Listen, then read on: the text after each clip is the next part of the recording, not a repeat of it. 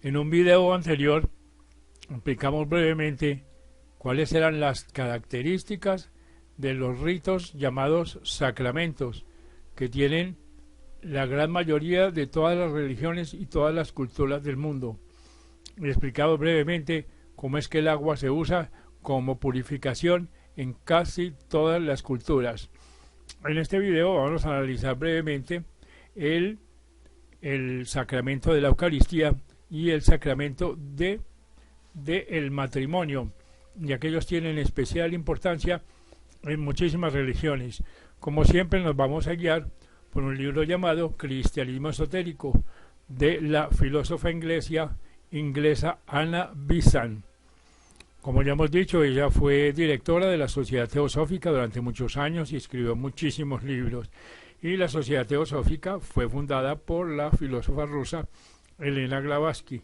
Ella era experta en filosofías orientales, experta en símbolos, y escribió ese libro muy famoso que es La Doctrina Secreta, que son 6 tomos, que es una auténtica enciclopedia de conocimientos metafísicos, donde ella le dio a Occidente las claves para decodificar no solamente la Biblia, no solamente el Corán, no solamente los Vedas, sino todos los libros sagrados y no sagrados que están encriptados, que son simbólicos.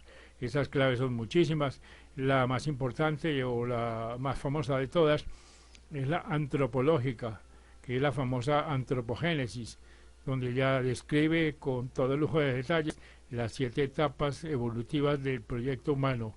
El hombre pues evoluciona por reencarnaciones sucesivas.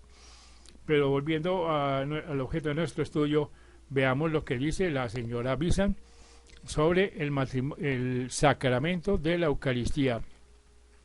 Y si veamos ahora el segundo de los sacramentos elegidos para nuestro estudio, el de la Eucaristía, símbolo de eterno sacrificio, ya explicado, pues el sacrificio de la misa que la Iglesia Católica celebra diariamente en todas partes es imagen de aquel sacrificio eterno, mediante el cual los mundos fueron creados y por siempre jamás son sostenidos.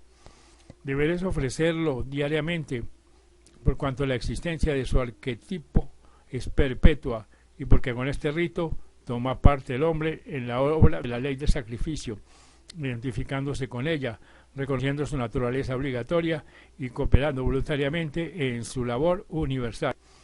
Para que tal identificación sea completa, es necesario participar del sacramento de modo material. Para las personas devotas que mentalmente se asocian a él, aun sin tener intervención física del acto, pueden granjear muchos de sus beneficios y contribuir al aumento de las influencias que por su mediación se difunden. Esta gran función del culto cristiano pierde su fuerza y significado cuando se la considera más que como una simple conmemoración de sacrificio pasado, como alegoría pictórica despojada de la profunda verdad que le da vida, como rompimiento del pan y derrame del vino sin participación alguna en el sacrificio eterno. Así mirada, se la convierte en mera corteza, en pintura muerta, en vez de realidad viviente. Comillas, la copa de bendición que bendecimos no es la comunicación y la participación de la sangre de Cristo, dice Pablo en los Corintios. Y comillas, dice, el pan que partimos no es la comunión del cuerpo de Cristo, y continúa indicando que todos los que comen de esos sacrificios se hacen copartícipes de una común naturaleza y se juntan en un cuerpo especial, unido al ser que se halla presente al sacrificio y participante de su esencia propia. Trátase en esto de un hecho del mundo invisible, del cual habla el apóstol con la autoridad del que la conoce. Seres invisibles vierten su esencia en las sustancias que se emplean en el rito sacramental, y los que de estas sustancias participan, los cuales son asimiladas por el cuerpo, entrando a formar parte de sus componentes, quedan por lo tanto unidos a aquellas entidades cuya esencia en ellas se virtió, y así participarán de una común naturaleza. Esto es cierto aún respecto al alimento ordinario, tomado en manos de otra persona, pues parte de su naturaleza, su magnetismo vital se mezcla con el propio nuestro. Cuanto más cierto pues será cuando el alimento ha sido el propósito y solemnemente impregnado con magnetismos superiores que afectan a los cuerpos sutiles a la vez que el físico.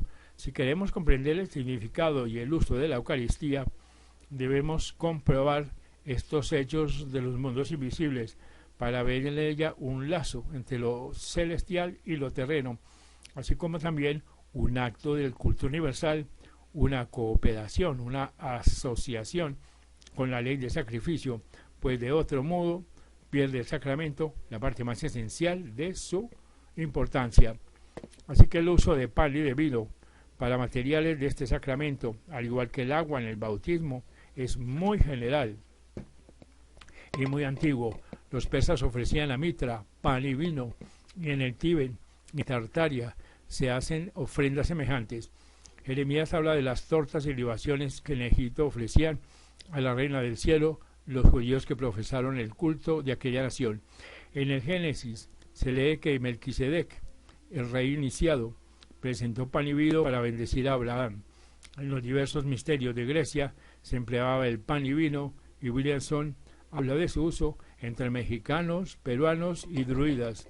El pan pues es el símbolo general del alimento que constituye el cuerpo, y el vino es símbolo de sangre, considerada como el fluido de vida, porque la vida de la carne está en la sangre, entre comillas. De aquí que se diga que los miembros de una familia que participan de la misma sangre, y ser de la sangre de una persona significa ser pariente suyo. Y aquí también las antiguas ceremonias del pacto de sangre, entre comillas, cuando una persona extraña ingresaba en una familia o tribu, se transfería en sus venas algunas gotas de sangre de uno de los individuos de la colectividad de que se tratase, o bien aquella la bebía generalmente mezclada con agua, considerándosela desde el momento como si hubieses nacido en la familia o tribu, como si fuese de su propia sangre. De modo semejante, participan los fieles que toman la Eucaristía del pan y el vino, símbolos del cuerpo y sangre de Cristo, es decir, de su naturaleza, de su vida, con lo que quedan hechos de su parentela o, en otros términos, unos con él. La palabra de poder es la fórmula, entre comillas, este es mi cuerpo, esta es mi sangre. Por medio de ella se verifica el cambio que enseguida vamos a considerar, o sea, la transformación de las sustancias empleadas en vehículos de espirituales energías. El signo de poder es la señal de la cruz, hecha con la mano extendida sobre el pan y el vino, ceremonia no siempre efectuada por los protestantes. Estas son, pues, las condiciones esenciales externas del sacramento de la Eucaristía. Importa mucho comprender el cambio que en este sacramento se verifica, pues se extiende más allá de la magnetización que hemos explicado, aunque esta también se realiza. He aquí una particular muestra de una ley universal. Toda cosa visible es para el ocultista la última expresión, o sea, la física de una verdad invisible. Toda cosa es expresión física de un pensamiento. Un objeto cualquiera no es más que una idea exteriorizada y condensada. En resumen, todos los objetos materiales del universo son ideas divinas expresadas en materia física. Esto sentado, se hace evidente que la realidad de las cosas no reside en una forma externa, sino en su vida interna, en la idea que la ha conformado y modelado la materia para hacerla expresión de sí misma. Así la materia de los mundos superiores, que es muy sutil y muy plástica, se adapta rápidamente a la idea y cambia de forma tan pronto como el pensamiento cambia. Más conforme se desciende de mundo en mundo, la materia se va haciendo más densa, más pesada, siendo cada vez menos dispuesta para mudar las formas, lo cual se verifica más y más lentamente hasta penetrar en el mundo físico, en el cual la lentitud de los cambios alcanza aún esta pesada materia. Con tiempo suficiente, sin embargo, aún esta pesada materia efectúa sus mudanzas bajo la presión de la idea que anima, como puede observarse en los semblantes, donde acaba de ver la expresión de los pensamientos y emociones habituales. Esta verdad es fundamento de lo que se llama la doctrina de la transubstanciación, sobre cuya inteligencia andan descaminados por modo extraordinario los protestantes en general. Mas este es el signo de las verdades ocultas, cuando se ofrecen al ignorante. La sustancia, entre comillas, que experimenta el cambio es la idea que hace que una cosa sea lo que es. El pan, entre comillas, no es una mera harina y agua. La idea que preside a la mezcla en manipulación del agua y de la línea es realmente la sustancia, entre comillas, que lo hace pan.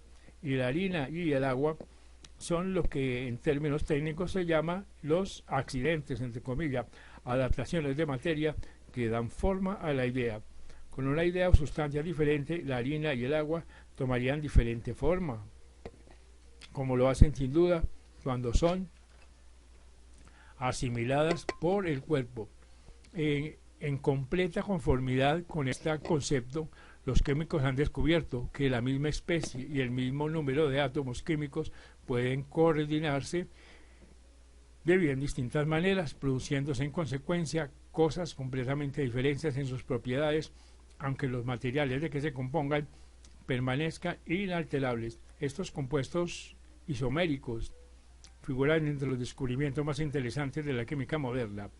La ordenación de átomos semejantes, presidida por ideas diferentes, da por resultado cuerpos diferentes. ¿Cuál es, pues, el cambio de sustancia en los materiales que en la Eucaristía se emplean? Pregunta la señora Vicent. Ha cambiado la idea que moldea el objeto. En su condición normal, el pan y el vino son materias alimenticias, las cuales expresan ideas divinas relativas a la nutrición adecuada para la construcción de los cuerpos. La idea nueva es la de la naturaleza y vida de Cristo, adecuada a la construcción de la naturaleza y vida espiritual del hombre. Este es el cambio de sustancia. El objeto permanece inalterable en sus accidentes, en sus materiales físicos, pero la materia sutil con él relacionada ha variado a impulsos de la alocada idea, y en virtud de tal mudanza adquiere propiedades nuevas que afectan a los cuerpos sutiles de los participantes, poniéndolos en el tono de la vida y naturaleza de Cristo. Así que de los merecimientos, entre comillas, del mismo, depende la extensión que ha de alcanzar la consonancia. Los participantes indignos, sometidos al mismo proceso, serán dañosamente afectados, pues su naturaleza, que resiste el benéfico impulso, sufrirá quebranto, llegando hasta romperse por la acción de fuerzas a las cuales es incapaz de responder, ni más ni menos que como se hace pedazos un objeto por efecto de vibraciones que es incapaz de reproducir. El participante digno se hará uno con el sacrificio, con el Cristo. En su consecuencia quedará también unido a la vida divina, que es el Padre del Cristo, pues siendo así que el sacrificio, por lo que respecta a la forma, viene a ser la entrega de la vida que contiene separada de otras, para que hagan parte de la vida común, la ofrenda del aislado cauce para el curso de la vida total. Resultará que el que hace esta ofrenda y esta entrega efectúa, se volverá uno con Dios. Es donación de sí mismo, que a lo inferior se refiere para formar parte de lo superior, cesión de la sombra carnal, instrumento de la voluntad separada para constituirse en instrumento del todo, el presente de los cuerpos en sacrificio vivo, santo, agradable a Dios. Con razón, pues, enseña la Iglesia que los que reciben la Eucaristía de manera adecuada participan de la vida de Cristo ofrecida por amor a los hombres. Transmutar lo más bajo en lo más alto es el fin así de estos como de los más sacramentos. Los que a él se acercan van buscando el permutar la fuerza interior por la superior mediante su unión con esta última. Y aquellos que conocen la verdad interna son capaces de comprobar la existencia más elevada, cualquiera que sea la religión a que pertenezcan, pueden llegar con el empleo de sus sacramentos a un completo contacto con la vida divina que sostiene los mundos, o a condición solamente de que acudan a la ceremonia con la naturaleza receptiva, el acto de fe y el corazón abierto, que son indispensables para que las posibilidades de sacramento se conviertan en realidad. Este es, pues, un resumen de la significación que tiene la Eucaristía como sacramento.